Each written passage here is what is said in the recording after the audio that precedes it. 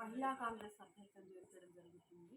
All India president అల్కలాంబ గారి ఆదేశాల మేరకు, స్టేట్ మహిళా అధ్యక్షురాలు సునీతారావు గారి ఆదేశాల మేరకు, అదేవిధంగా సోనియా గాంధీ గారు, ప్రియాంక గాంధీ గారు వారి యొక్క సూచనల మేరకు ముఖ్యంగా మహిళలకు సభ్యత్వం చేర్పించడం అనేది అది మన అదృష్టంగా భావిస్తున్నాను. సభ్యత్వం అనేది పర్ హెడ్ 100 రూపాయలు ఒక్కొక్కరికి. ఈ 100 రూపాయలు అనేది ఏంటంటే ఆన్లైన్ సిస్టమ్ ద్వారా పంపించడం జరుగుతుంది. ఏఐఎంసీ మహిళా కాంగ్రెస్కి వర్తిస్తున్నది.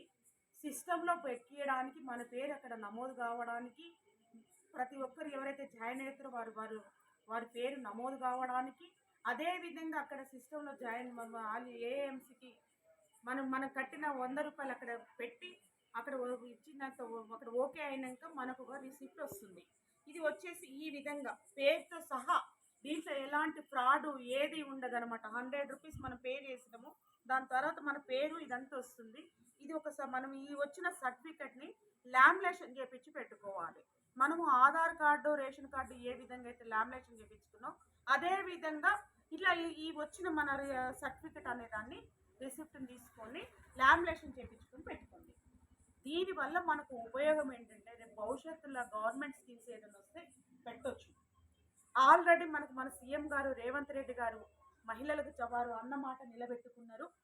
బస్సు ఫ్రీ ఉంది, ఉచిత బస్సు మహిళలకు బస్సు పెట్టిండు. ఫస్ట్. సెకండ్, కళ్యాణ లక్ష్మి కింద 1,00,000 రూపాయలు గ్యాస్ సబ్సిడీ మీ అందరికీ తెలుసు. అదేవిధంగా మా గృహజ్యోతి కింద కరెంటు దాని గురించి అది ఆ స్కీమ్. ఫస్ట్ వచ్చేసి కళ్యాణ లక్ష్మి, సెకండ్ వచ్చేసి బస్ ఫ్రీ, థర్డ్ వచ్చేసి గృహజ్యోతి, ఫోర్త్ వచ్చేసి మహిళా సంఘాలకు ఎవరైతే ఉన్నారో 20 లక్షల లోన్ ఇవ్వడం జరుగుతున్నది.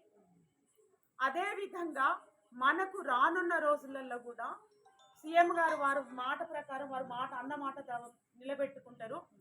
వారు మనకు మహాలక్ష్మి స్కీమ్ కింద 2,500 రూపాయలు ఇవ్వడం జరుగుతుంది. అది కూడా అతి త్వరలోనే మనకి ఇస్తారు.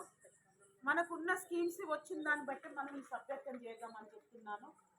నేను ఒక మహిళల నుండి మిమ్మల్ని అందరినీ విన్నపించుకుంటున్నాను.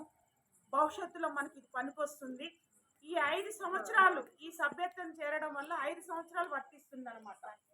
ప్రతి ఒక్కరూ జాయిన్ కావాలని, రాష్ట్రంలోనే మన సూర్యాపేట డిస్ట్రిక్ట్ ఎక్కువ సంఖ్యలో ఉండాలని కోరుకుంటున్నాను. ఇక్కడ ఇచ్చేసిన ఈ తుంగతుర్తి ప్రజలందరూ, అక్కలకు, చెల్లెలకు అందరికీ నా యొక్క హృదయపూర్వక నమస్కారాలు.